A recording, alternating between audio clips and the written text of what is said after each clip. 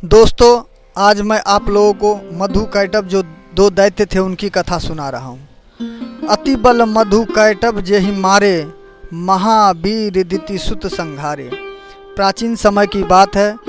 चारों ओर जल ही जल था। केवल भगवान विष्णु शेषनाग की सैया पर सोए हुए थे। उनके कानों की मधु मैल से मधु और कैटभ नाम के दो महापराक्रमी दानव उत्पन्न हुए। वे सोचने लगे कि हमारी उत्पत्ति का कारण क्या है। कैटभ ने कहा, भैया मधु, इस जल में हमारी सत्ता को कायम रखने वाली भगवती महाशक्ति ही है। उनमें अपार बल है।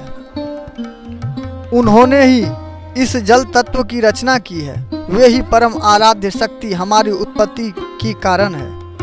इतने में ही आकाश में गूंजता हुआ सुंदर बाग बीज सुनाई पड़ा। उन दोनों ने सोचा कि यही भगवती का महामंत्र है। अब वे उसी मंत्र का ध्यान और जप करने लगे। अन्न और जल का त्याग करके उन्होंने 1000 वर्ष तक बड़ी कठिन तपस्या की। भगवती महाशक्ति उन पर प्रसन्न हो गई। अंत में आकाशवाणी हुई, दैत्यों, तुम्हारी तपस्या से मैं प्रसन्न हूँ। इच्छा अनुसार वर मांगो। आकाशवाणी सुनकर मधु और कैटभ ने कहा, सुंदर व्रत का पालन करने वाली देवी, तुम हमें स्वेच्छा मरण का वर देने की कृपा करो। देवी ने कहा, दैत्यों, मेरी कृपा से इच्छा करने पर ही मौत तुम्हें मार सकेगी। देवता और दानव कोई भी तुम दोनों भाइयों को पराजित नहीं कर सकता।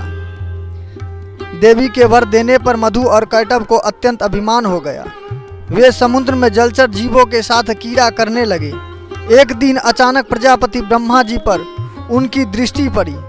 ब्रह्मा जी कमल के आसन पर विराजमान थे।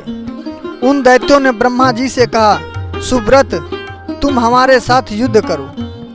यदि लड़ना नहीं चाहते तो इसी क्षण यहाँ से चले जाओ, क्योंकि यदि तुम्हारे अंदर शक्ति नहीं है तो इस उत्तम आसन पर बैठने का तुम्हें कोई अधिकार नहीं है। मधु और कैटभ की बात सुनकर ब्रह्मा जी को अत्यंत चिंता हुई। उनका सारा समय तप में बीता था। युद्ध करना उनके स्वभाव में प्रतिकूल था। भयभीत होकर वे भगवान विष्णु की शरण में गए।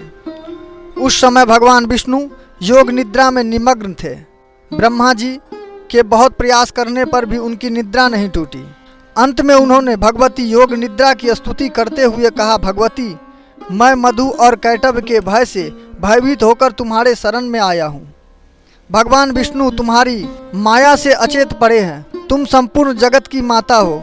सभी का मनोरथ पूर्ण करना तुम्हारा स्वभाव है। तुमने ही मुझे जगत सृष्टा बनाया था।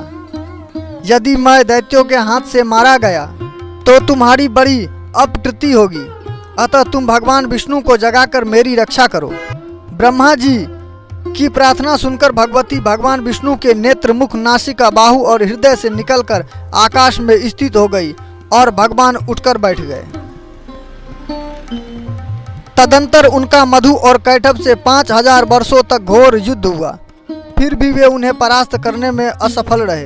विचार करने पर भगवान को ज्ञात हुआ कि इन दोनों दैत्यों को भगवती ने इच्छा मृत्यु का वर दिया है। भगवती की कृपा के बिना इसको मारना असंभव है। इतने में ही उन्हें भगवती योग निद्रा के दर्शन हुए। भगवान ने रहस्यपूर्ण शब्दों में भगवती की स्तुति की। भगवती ने प्रसन्न होकर कहा, विष्णु, तुम देवताओं के स्वामी हो। मैं इन दैत्यों को माया से मोहित कर दूंगी, तब तुम इन्हें मार डालना। भगवती का अभिप्राय समझकर भगवान ने दैत्यों से कहा कि तुम दोनों के युद्ध में मैं परम प्रसन्न हूँ, अतः मुझसे इच्छानुसार वर मांगो।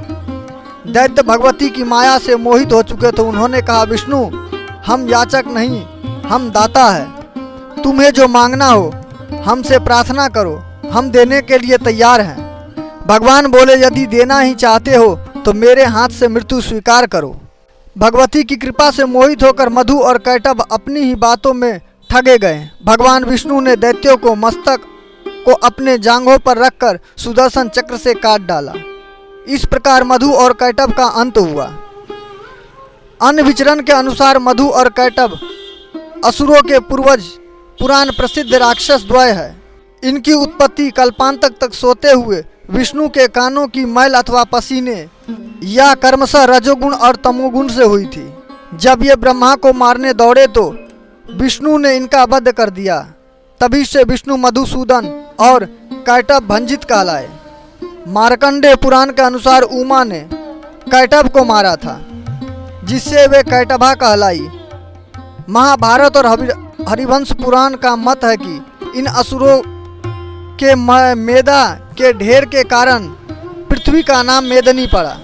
पद्म पुराण के अनुसार देवासुर संग्राम में ये हिरण्याक्ष की ओर थे। तो दोस्तों, यकीन करता हूँ कि यह जानकारी आप लोग के लिए बहुत अच्छी होगी। यह मधु कैटभ की कथा मैंने आप लोग को सुनाई।